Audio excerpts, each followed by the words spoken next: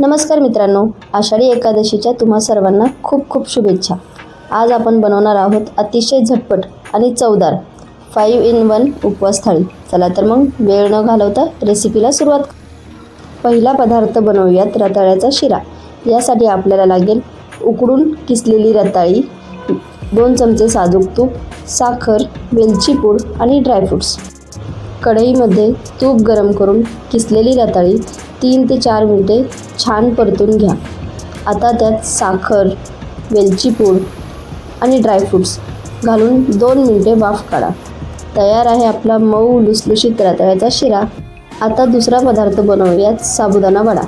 त्यासाठी लागणारे साहित्य आहे 1 कप भिजवलेला साबुदाणा, उकडलेला बटाटा, अर्धी वाटी भाजलेला शेंगदाण्याचा कूट, हिरवी मिरचीची पेस्ट, अर्धा चमचा जिरे आणि चवीनुसार मीठ। एका ताटात भिजवलेला साबुदाणा, उकडलेला बटाटा, शेंगदाण्याचा कूट, हिरवी मिरचीची पेस्ट, जिरे आणि मीठ घालून हे सर्व साहित्य एकत्र मळून घ्यायचे आहे।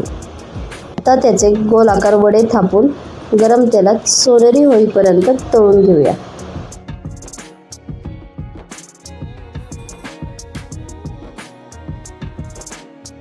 आता आपण बनवूया दही चटणी। दही चटणीसाठी लागणारे साहित्य आहे 1 कप दही, पाव चमचा जिरे, 2 चमचे तूप, पाव चमचा लाल तिखट, चवीनुसार मीठ आणि साखर। दही, लाल तिखट, साखर आणि चवीनुसार मीठ घालून हे सर्व साहित्य फेटून घ्या। फेटून झाल्यावरती त्याला जिरे आणि तुपाची फोडणी द्या। तयार आहे।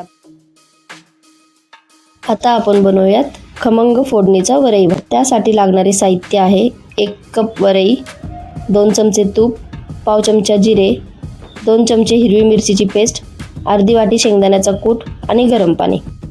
एका कढईमध्ये तूप गरम करून त्यामध्ये जिरे, हिरवी मिरचीची पेस्ट, भिजवलेली वरई आणि बटाटा परतवून घ्या। ते परतून झाले की त्यामध्ये गरम पाणी व चवीनुसार मीठ घालून मंद आचेवर भात सुटसुटीत शिजवून घ्या। तयार आहे आपला खमंग फोडणीचा वरई भात। पुढचा पदार्थ आहे उपवासाचा डोसा। त्यासाठी लागणार आहे 2 ते 3 तास आधी भिजवलेली वरई आणि साबुदाणा, 1 लहान उकडलेला बटाटा, 3 चमचे दही, हिरवी मिरची आणि चवीनुसार मीठ। भिजवलेली वरई आणि साबुदाणा यामध्ये 1 लहान उकडलेला बटाटा, 2 चमचे दही, हिरवी मिरची, चवीनुसार मीठ आणि थोडेसे पाणी घालून मिक्सरला बारीक वाटून घ्या। तव्यावर तूप लावून हे बॅटर छान पसरवून दोन्ही बाजूने शेकून घ्या। पुढचा पदार्थ आहे उपवासाची बटाटा भाजी। त्यासाठी लागणारे साहित्य आहे 3 ते 4 उकडलेली बटाटे, 2 चमचे तूप, पाव चमचा जिरे, 1 चमचा हिरवी मिरचीची पेस्ट आणि चवीनुसार मीठ। कढईमध्ये तूप गरम करून त्यामध्ये जिरे आणि हिरवी मिरचीची पेस्ट फोडणीला द्या। फोडणी झाल्यावरती त्यात उकडलेले बटाटे व चवीनुसार मीठ, शेंगदाण्याचा कूट घालून 3 मिनिटे परतवून घ्या। तयार आहे आपली बटाटा भाजी।